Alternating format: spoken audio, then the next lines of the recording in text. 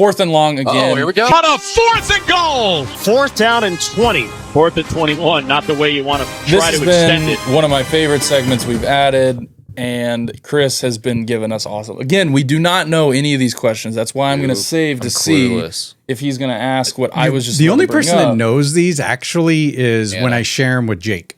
I'll share them with Jake. Sometimes he's like, Dad, that's a stupid question. So he's like, that's really, or word it this way. Give him a chance to, like, don't give him the answer. So anyway, so here's where we go. So listen, 4th and long, I'm excited. So what do you think is harder for an NFL GM or head coach? The draft or cutting down their roster to 53 guys?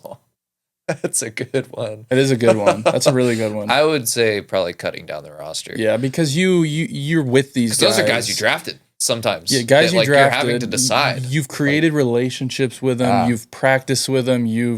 Some of them don't do anything wrong, and they've played perfect, but they're just not good enough. Yeah, but at the same time, it's like for the draft. I mean, I've heard Sean McVay talk about this, where it's like you do all of this research on this guy, and you like fall in love with this player, and like everything that you think he can do for your team. And then he gets taken before you can pick. Yeah. It's stuff like that. And so there's a lot of emotions that you have to battle through, I think, for both. But I think it's a little bit more personal when you're cutting down a roster right after training camp. Mm-hmm. That's hard. Yeah. Because, I mean, at the same time, it's like, yeah, it sucks that you missed out on the player, but someone's still drafting him. It's like you're having to tell someone, we don't have a spot for you to get paid on this team. Yeah. Someone else is going to have to take a chance on you. Or, we'll re-sign you to the practice squad, try again next year. Yeah. But yeah, I think definitely cutting down rosters. Do you think they should tell these guys, look, I think you can play in the NFL, or should they do what they did in the olden days where Don Shula would be like, look, you need to go back to college and become a doctor because you're not good enough for the NFL? I don't think, world's too soft for that now. Yeah. And I also think some people we've seen it of guys who do go back to college, increase their draft stock. I'm not saying go back to college to play. I'm saying go back to college to get your degree and go get a job. Go be an insurance salesman like Jake Fromm. Yeah, that's right. I think that just kind of depends on who's mentoring you and who's in your corner of that decision. Okay. So here's another one. So speaking of the 53-man roster, Dan Campbell came out and said, it's not 53, it's 69. Of course, referring to the 16 guys on the practice squad. And God knows, we know he needed his practice squad last year, right? With all the injuries they had. Yeah. But the biggest surprise cuts that came, the Jets released their linebacker, Jamin Davis.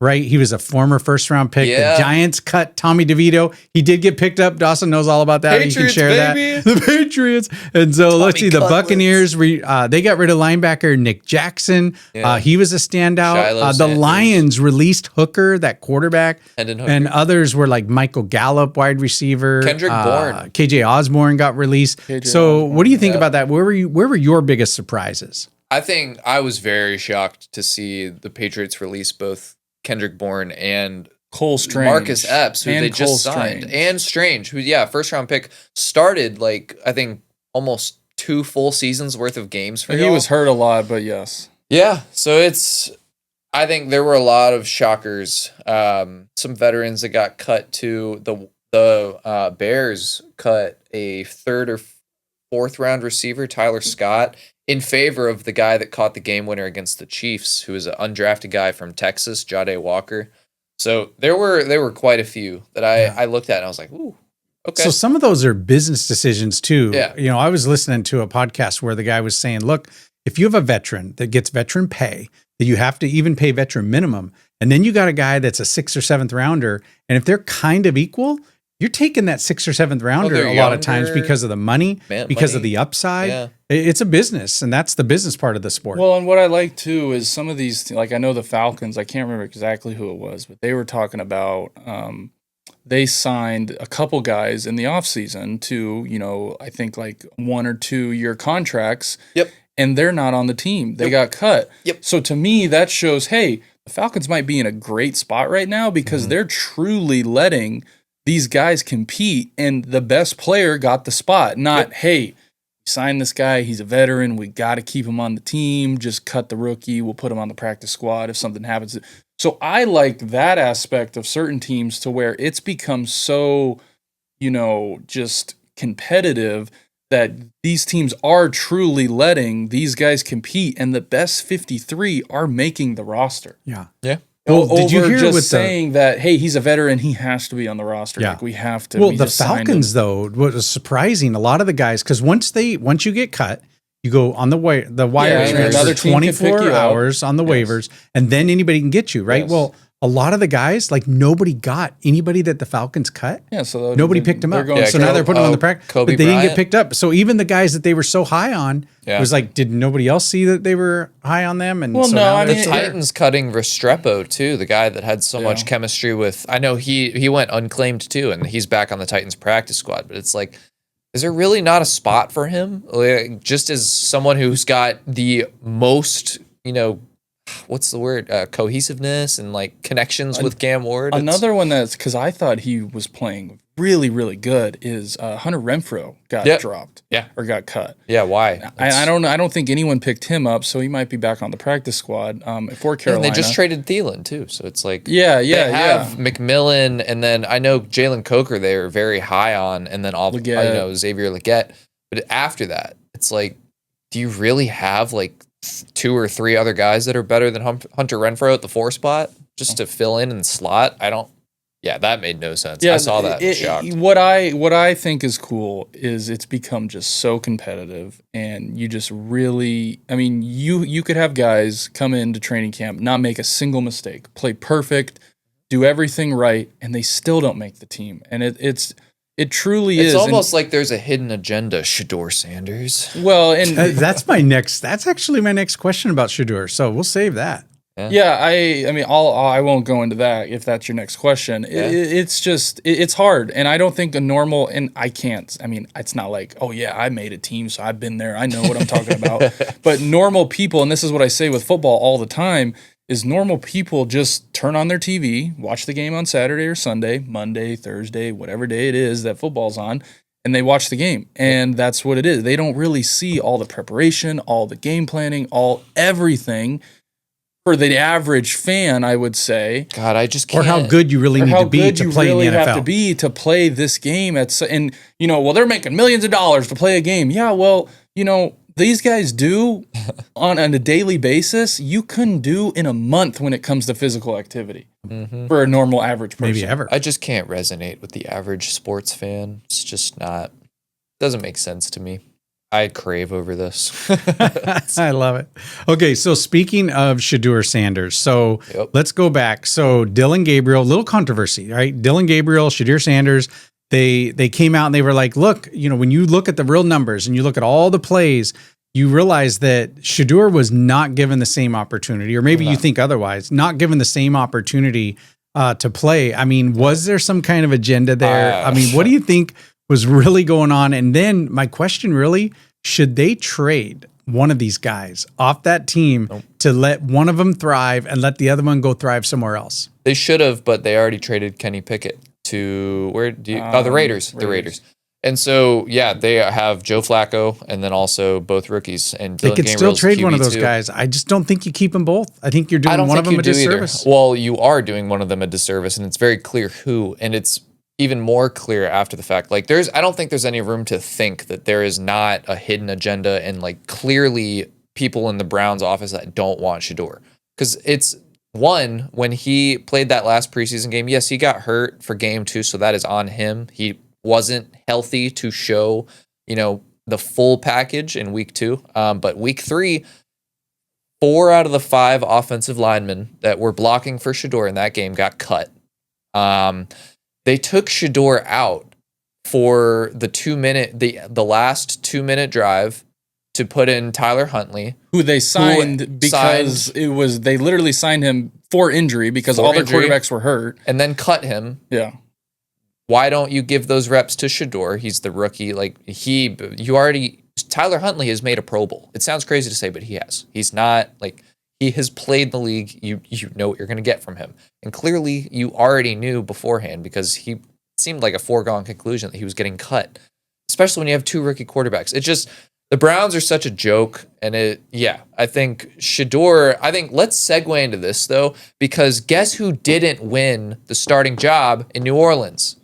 The guy that they took like 3 rounds before Shedeur. My next question. The 25-year-old Tyler Shough, going to be 26 before he takes a snap. You're telling me that the Saints didn't even think about Shedeur at number 60, losing franchises. But again, like it really makes you think that there is like those rumors of the NFL actually telling teams don't take Shedeur.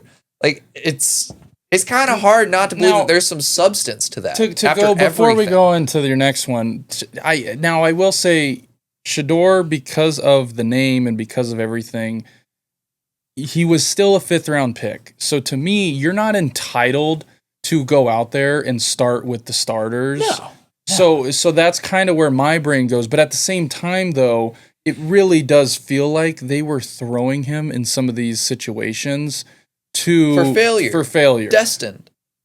And then at the same time, I go, but he's a 5th round pick. Like, if you're going to really make a name for yourself, you're going to have to elevate those guys that are probably going to get cut and try to, do the best with that. Yeah. So I see both sides of it. Maybe they were trying to get him hurt. I wouldn't say that. So they could put him on IR and I not really take don't up know. a roster spot. One thing I do agree with, though, is it really does seem like there has been a dilemma since the Browns took him he's not ready, he's not this, he's not that. And then the first preseason game we saw him in, it was like, holy shit, he's looks awesome. pretty ready to me. If you put people around him that also look ready, all of a sudden he shines. And not shines, but he looked good. This is what I said. If I'm a Cleveland Brown fan, and all of a sudden you're 5, 6, 7 games into the season, Joe Flacco's not doing, he'll have his moments, but he's going to look like Joe Flacco. Are they really going to start? That's another thing. Like, what is the benefit with as shit of a roster as the Browns have now? Or there's no benefit to playing Flacco. None. Yeah. Do they really want to play Flacco like all 17 games? If it was is that the plan? If it was up to me, I'd literally in my brain or in the organization go, okay, we're going to start Gabriel the first half of the year. If it goes good, let him keep on playing. Yeah. He was our third round pick. Let him keep playing. If he's just really average, numbers aren't the best, losing season, Shedeur. Put Shedeur in for the last half of the season. Your 2 rookie quarterbacks, let them go hand to hand and make a decision at the end of the year, or keep them going into next year. That's what you should have been doing in the preseason. Yes. Well, it's not like we've ever seen. I mean, come on, you guys know there's never been a 6th round quarterback that actually was successful in the NFL, right? With the whole narrative, I forgot. Yeah, but even that doesn't even really. But there's others too. What about Mr. Irrelevant, Purdy? I mean, they can't just look at the draft rounds of these two guys and say one was a 3rd, one was a 5th, so one's better than the other. But that's what they're doing. But at the same time, though, this is kind of what I was saying, to where, in a way, you honor that, because if you're a 1st round pick, you're almost kind of guaranteed, unless things just blow up, to make the team. If you're a 2nd round pick, you have maybe some might get cut, but for the most part, all those guys are making, and you kind of get gifted that entitlement of being those higher picks. And that's kind of where I go with Shedeur, is sometimes I think we treat it as in he was a 2nd round pick. He deserves to be, where I kind of look at it from that lens and go, but unfortunately he doesn't, because he still was a 5th round pick. It made sense he was on the bottom of the roster when it came to quarterbacks, when it came to all of that. I hear you. But to me, though, him making the team says everything, because I think if he would have hit waivers, he would have got picked up like that from anyone. Yep. So the Browns know, and it just goes to kind of what we've been saying, is I don't know what the hell their plan is. Like, I don't know what they're planning on doing. I don't know. And they still they've even proven that they never know what their plan is. I mean, look at the last few years. And that's a very good point to what you said. If it was truly up to me, I'd start Gabriel until he just shows he cannot do it or he's not ready. And the rest of the half, I would start Sanders. It just makes no sense. And then go from there. Flacco, like, why even re-sign him? It's I'm glad I'm not quarterback a fan hell of, of a team that literally. Well, Sorry, they're Kyle. not the only team, because my next question, Dylan, you kind of alluded to Tyler it. Shough. You know, when you get down and look at the Saints, so Rattler now is named the starter. You got Tyler Shough, Spencer who like what? Rattler. Now it's just crazy to me, a second rounder. So it just again goes to show that round shouldn't necessarily mean start, don't start. And that's a good example of kind of contradicting what I just said, is the round didn't matter for Tyler. You know, he got outplayed by Spencer Rattler. That's why we saw these. But do I think that's going to last? No, they're probably doing the same thing that we just said with the Browns, to where they're going to let Rattler go until he just completely messes it up for himself. I just think Shough is going to be terrible, dude. And he's going to be so bad. There were just no flashes of practice, of preseason, of anything where it's like, hey, his name just came out of nowhere. Just like, why? it doesn't God. make a lot of I sense. think it's great. But it does. I'm sure the kinda, Falcons are stoked about the Saints not knowing what they're doing. It does Yeah. kind of contradict what I said about Sanders of not having. But If you even can that play, though, you should play. You gave this guy probably first team reps, and he still looked bad. And Well, hey, good. not everybody's an NFL quarterback. I mean, No. we know that. And No. just because you get drafted high, just because you get, Mel Kiper says you're great, doesn't mean that you are necessarily. I have to imagine that Shough was Kellen Moore's pick too. So what does that say about Kellen Moore's ability to develop or just identify talent? That's good luck, New Orleans. Have fun. So some more news, and I was actually surprised that this didn't get announced after the Rice suspension. So it turns out another Chief, Travis Kelce, engaged to Taylor Happy I didn't bring Swift. up We're what- gonna ESPN talk about announced this it. I know now. that really got under Dawson's skin. He was like, why are we seeing this? Should be on People or, Style Magazine or something. But why is ESPN announcing it? Is this just Travis's ESPN. last season? Yes. Do you think this marriage is going to last? Is it even real? What are your guys' thoughts on Look, that? okay. I think no. yes, Let's actually. keep this very short and sweet. I think this is his last year in the NFL, 100%. Yeah, He kind of think so. already alluded to that. He felt embarrassed, as he should have been, because of the way he handled the Super Bowl. Oh, dude. I'm not going to comment on someone's personal life. We can sit here and make fun of it. We can do all that. Oh, come on, No, Dawes. no. If with anything, the dude's getting married. Good for you. You're marrying a. I wonder if they're getting a prenup. That's what I'm going to ask. Oh, 100% there's a prenup. Yeah, but it's going to be for him. But yeah. It's for him, for right. Do you guys, whatever. That's your personal life. I only judge people based, with what we do here, what you do on the football field. I really could give two shits what you do in your personal life, who you want to marry, who you want to date, whatever.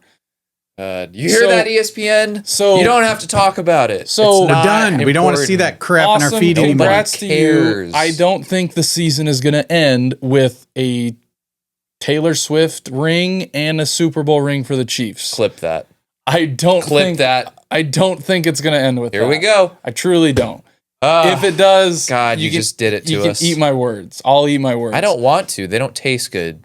Those words suck. I don't think it's going to happen. I really don't. This will be the last year we have to hear about That's this. all I'm going to say on that. Congrats to you guys. Oh, Taylor wait. No. Swift. Another question. Okay, so here's how we'll know if it's actually real or fake. Are they going to keep going to Chiefs games after this year? Like, are we going to still see Taylor Swift, or is she just going to disappear into fairy dust? Yeah. Like, she never existed. It was I just thought she was already going to just disappear. a fever dream. That's right. Okay, guys. So the Powerball's $850 million, a 1 in 297 million% chance of winning. Ooh. Are you buying a ticket? If you win, what sports related activity are you going to do with some of that money? I'm buying the Chicago Bears. That's what I'm It's doing. not enough. It's not enough money. So you can't buy the Bears. 850 million doesn't buy the Bears. Buy a controlling stake in it. I don't think my purchase would be something sports related, but No. I want to know. There It has to be not all of it. You're not going to spend all that money. I just want to know what sports related things would you do now that you're not currently doing because now you can afford to do it. Dawson's putting $1 million on the Patriots winning the AFC East. I know. You know what? I would go buy. I would go invest in a lot of sports cards. That's what I would do. See, now I thought you guys would say something like, I'm gonna next year I'm gonna hit every Major League Baseball stadium. Yeah, I'm gonna travel, hit all that. Yeah. I'm going to like- buy the Bears.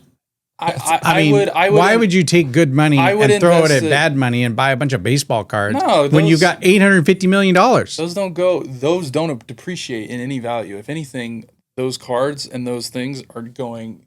They just continue to go up.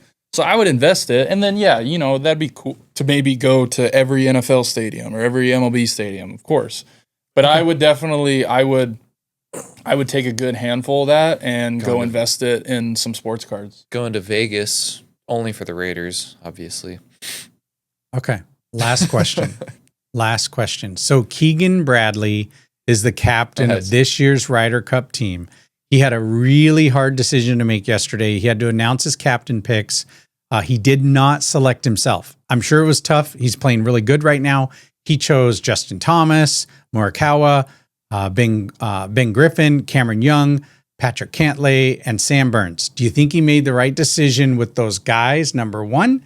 And do you think he made the right decision with not picking himself? Why didn't he pick himself if he's playing one of the best golfers in the world? I think if it didn't go good, he would have been the one to blame for him picking himself and being like, oh, well, the reason they didn't win is because he picked himself and he wanted to be a part of it when there were better golfers and better options. And so he was selfish and didn't. So I think he kind of saved his ass a little bit to where if they don't win the Ryder Cup, he can look at it and go, well, I thought I picked the best golfers, for Team USA. And, I didn't pick myself because I just didn't.